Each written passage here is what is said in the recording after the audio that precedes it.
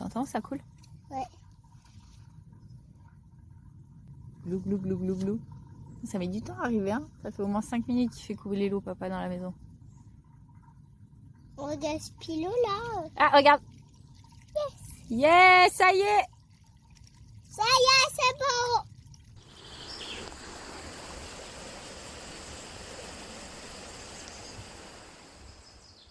Bonjour à toutes et à tous, bienvenue sur les ateliers agroécologiques.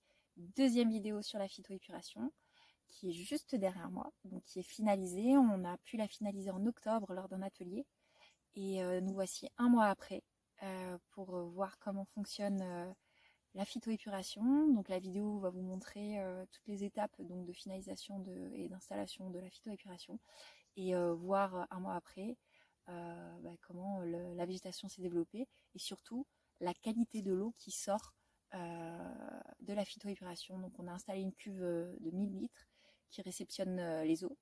Elle a été pleine très rapidement, donc au bout de 10 jours. Et donc on est une famille de 4 personnes, 2 enfants, 2 adultes.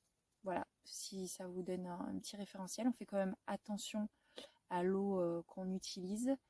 Et d'ailleurs nos enfants qui ont 3 et 5 ans maintenant comprennent exactement le circuit de l'eau et se rendent compte à quel point on consomme de l'eau, et ils nous disent maintenant on fait attention, on ne gaspille pas. Je vous souhaite un bon visionnage et j'espère que ça vous donnera envie de faire pareil chez vous.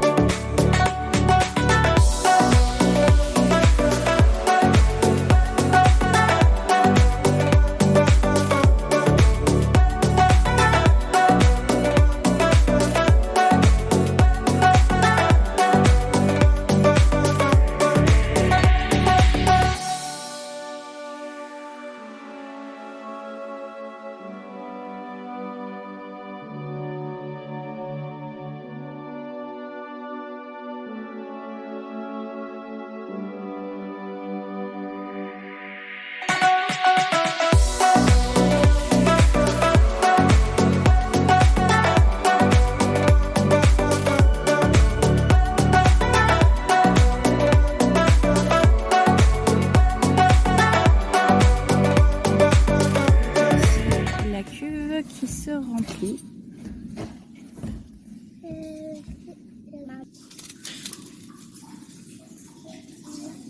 Et puis là, on voit qu'au bout d'un jour, on a récupéré un petit fond d'eau qui est vraiment assez clair, quoi. Même s'il n'y a pas énormément de plantes dans la phyto et que c'est que le début.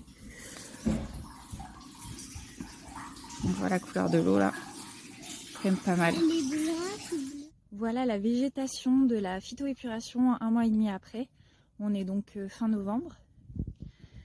Donc on voit que dans les 2 premiers bacs, Là, les roseaux sont pas ouf. En fait, ils sont encore tout petits, mais c'est tout à fait normal parce qu'ils sont censés rentrer en repos végétatif en hiver. Donc, rien d'alarmant. Voilà, sur ce bac, on voit les iris jaunes des mailles qui sont magnifiques. On a une menthe très timide qui repart difficilement. Et pareil pour le cirpe. On verra au printemps comment ça se porte tout ça. Voici le bac suivant, où la menthe est un peu plus belle. C'est pas mal du tout.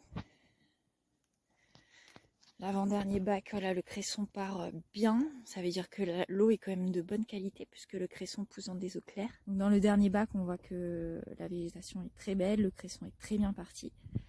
On a aussi planté des papyrus, des gingembres. Donc là, les gingembres, on les voit pas trop parce que c'est des sortes de bâtons séchés. Là, pareil, ils rentrent en repos, ils vont disparaître. Et voilà, la végétation est quand même bien belle. C'est la fin de cette deuxième vidéo sur la phytoépuration. On en refera une au printemps pour voir comment la végétation a repris.